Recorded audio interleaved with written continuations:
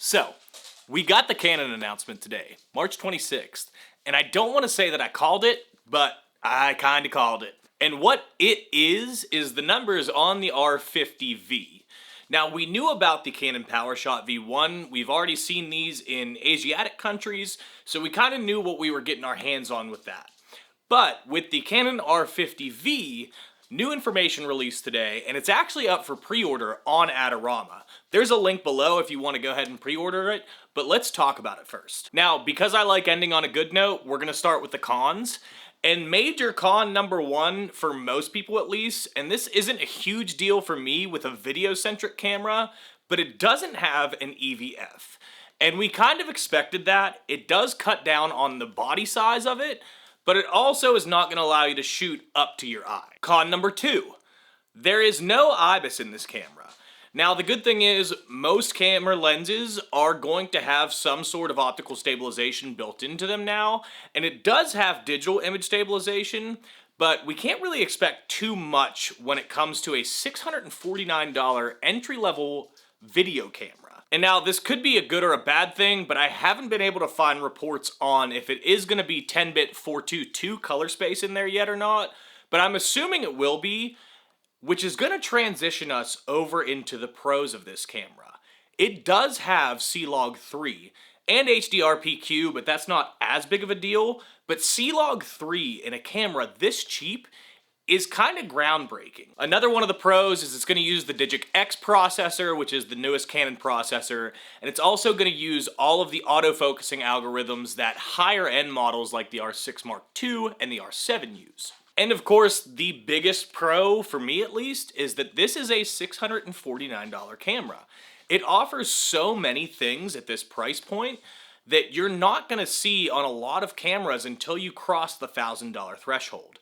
Now, it's still going to do really good photo as well, but this is a video and vlog-centric camera, specifically probably competing with the ZV-E10. And if you want to compare it to the ZV-E10, specifically the ZV-E10 Mark II, it comes in about $300 cheaper. So is that worth it to you for some of these sacrifices?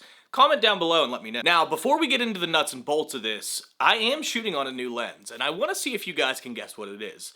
It is an APS-C lens, and it's legendary amongst the video community. It's pretty budget-friendly, and I'm really liking it so far. So if you have any guesses of what it is, comment down below, let me know. And make sure you like and subscribe for all the latest camera news and camera reviews. Now, for my thoughts on the R50, I think this is going to be a great bang for buck camera. I like that they included a 1/4-20 thread on the vertical position of this camera as well as on the regular horizontal position. It allows for multiple access points to mount Arca Swiss plates or tripods, and it's going to make it a little bit easier for switching things around and carrying it vertical style versus carrying it horizontal style.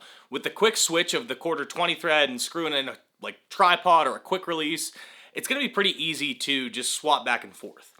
It does have a spotlight mode that is basically centered around showing off different products, and the AI algorithm in it is going to recognize that you are holding a product up, autofocus on it, and then when you remove it from frame, it's going to grab focus back on your face. Now, they did also release a lens with this. It's a 14-30 f4.5 to 6.3.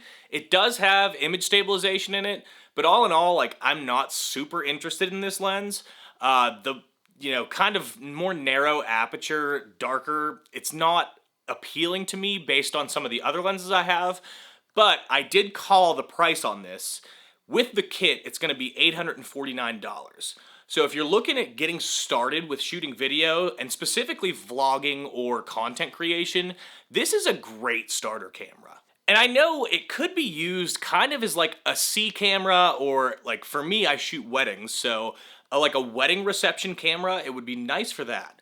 I'm curious to see if it is the digital smart shoe on there. It looks like it is, but I haven't seen any specifics on that yet, but it would make sense for it to be, especially if it's competing with the ZV-E10 and some of the wireless microphones that are coming out now. I think it would be kind of silly not to put that on there. And I think one of the coolest things that they included on this camera is the little record button on the front of the body.